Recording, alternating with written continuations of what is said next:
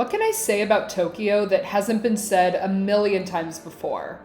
The vibrant lights, the sea of people everywhere you go, the incredible food, the well-preserved history, the shopping, the unique things to do. I mean, I could go on and on. Tokyo is in my top 3 favorite cities in the world, and it was long overdue that I take my mom there, which, by the way, this is her very first international trip, so it is extra special. I was so excited to show her why I love this city and that an 11-hour flight is totally worth it. This is how my mom and I spent our time in Tokyo. But first we had to get to Tokyo. Are you ready to go to Japan? I think I'm ready. First stop, SeaTac Airport. I wish I could say that it was a super fast flight, but I could not fall asleep for the life of me, and I felt pretty restless the entire time, so honestly, those 11 hours felt like an eternity, and then you land and there's Japanese immigration and customs, and that's a whole other thing. But we made it. Our hotel in Shinjuku was really nice. I ended up sleeping in this upstairs loft that honestly, it was quite comfortable. It's a lot more comfortable than it looks. And we got a nice little city view. What are your first impressions so far of Tokyo based off the subway ride and just like walking from Shinjuku Station to the city? I'm fascinated by it.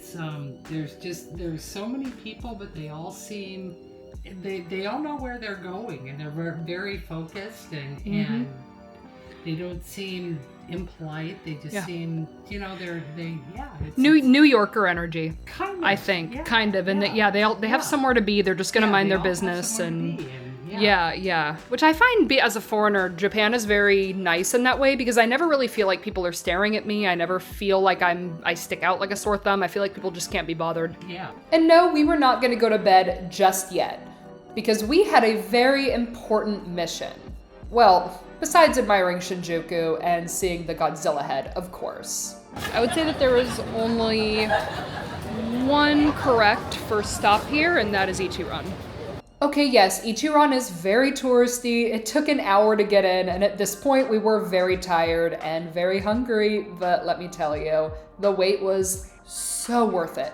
Again, yes, Ichiran is touristy, but it's a good bowl of ramen, okay? Like, I love tonkatsu ramen, and it is just solid, and it felt like a warm hug after this long travel day. My mom had actually never tried ramen, and she just loved it. That's when it really hit me. We were in Japan for 2 weeks, and this is just the start. My heart felt really full, and so did my stomach, which makes sense since we licked our bowls clean. Hey, there it is. Mom's been really wanting to go to Don Quijote, so we will. Don Quijote. After one more walk through Shinjuku, it was time to call it a night. But first, I had to try the famous convenience store pancake. The pancake has like the syrup and butter in between it, which this looks so good. Okay. This tastes like my childhood in like the best way possible. We woke up and got a $9 breakfast for 2 from Lawson, and then we were off. Good morning from Shinjuku. We are on our way to go join a queue for some udon, and then we're gonna, after that, probably just spend the day kind of in Shinjuku and Shibuya. Once we joined a virtual queue for a popular udon spot, we decided it was finally time to explore Don Quijote. Yeah, she's been singing like the theme song nonstop. I love Don Quijote because they just have everything you could possibly think of. It's like 8 floors of everything in the world, so if you ever need to kill time, that's a great place to go. Don Quijote is a place where you can find everything. And I mean everything. All kinds of snacks, alcohol, seasonal stuff, cosplay, medication, a bunch of Kit Kats, and there are a ton of floors. We went up another floor and found lots of cosmetics and toiletries. We went up another floor and found toys and a bunch of random stuff that I really can't show on YouTube. You can easily spend hours in a Don Quijote, and it can actually be quite overwhelming. So after a while, we decided to go check out one of those massive arcades in Tokyo. My dad actually owns an arcade vending company, so I grew up around these kinds of machines. And it was really fun to walk around and just take some vids to send to my dad, which he loved them. But we couldn't stay long because we had a date with a bowl of udon that we could not be late for, or else we would lose our spot in the queue. My mom got a beef udon noodle soup and I got cold udon, and I completely understand the hype here. It was just so simple and delicious and just perfection.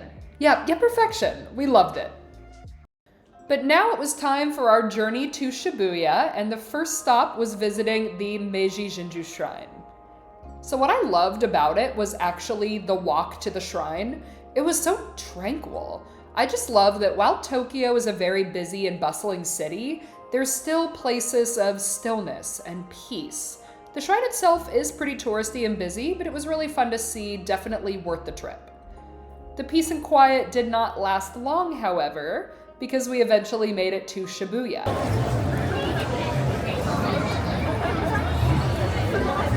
Home of the Shibuya Scramble, the busiest intersection in the world. I swear that only Tokyo would have a place that's famous just for being crowded. The Shibuya Scramble is best viewed from a tall distance, aka from Shibuya Sky. If there's any observatory or viewpoint to visit in Tokyo, I think Shibuya Sky is the one to choose. Being up there is just crazy because, I think everyone knows just how big Tokyo is, but actually seeing how massive it is gives you a whole new perspective. Suddenly, Seattle never seemed so small in comparison. My mom doesn't exactly love heights, but she was a great sport. After Shibuya Sky, we stopped and said hello to Hachiko, the loyal dog who waited for ever for his owner, and then we were off to Harajuku.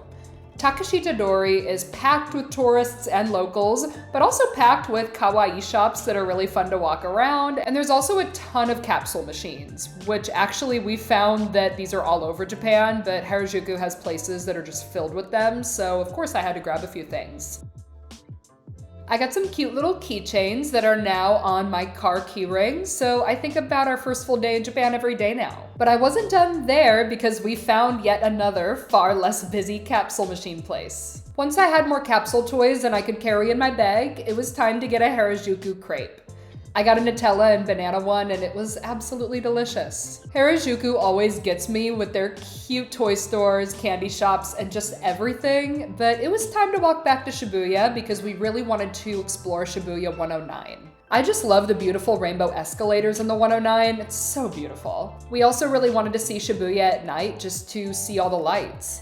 They say Shibuya is kind of like Tokyo's Times Square, and frankly, Shibuya is much better than Times Square. How does it feel to be walking the busiest intersection in the world?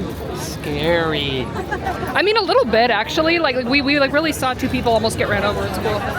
The crowds were just kind of getting to be a lot, so we ended up heading back to Shinjuku. We walked through the very famous Omoide Yokocho, and then we got a delicious bowl of ramen for dinner. At this point, it was already 9 p.m., and I was just wondering where the day went.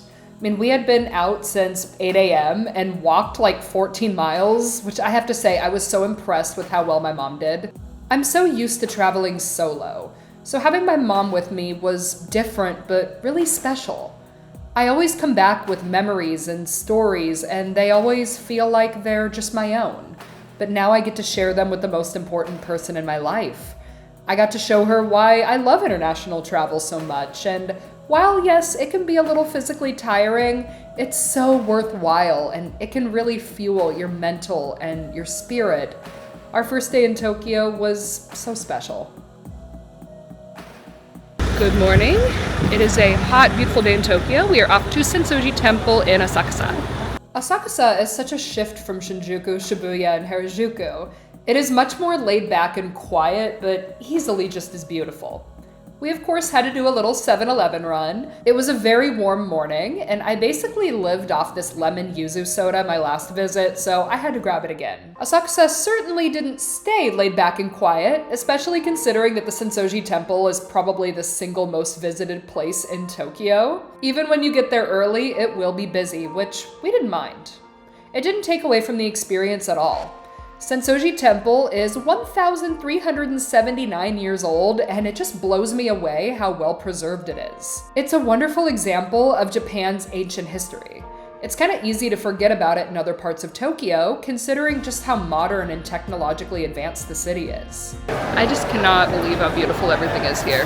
Sensoji Temple is connected to a massive street market with tons of souvenirs, items, and food. Once I saw the Ichiko Daifuku, I basically gasped. I'm obsessed with Daifuku.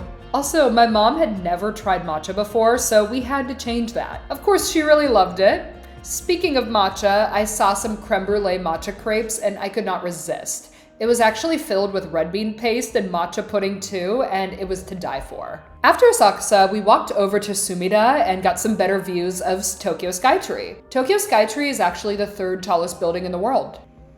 We apparently didn't eat enough at the market, so it was time to go to Kura Sushi, which is a super popular chain all over Japan, and it's even in the States too.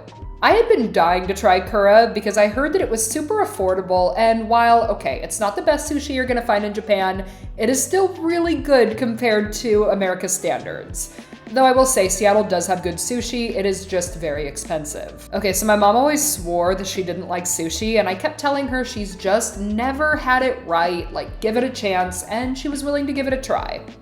Guess what? She totally liked it. She was actually mad that she liked it. Hey, I'm really What are you pissed about? It's good.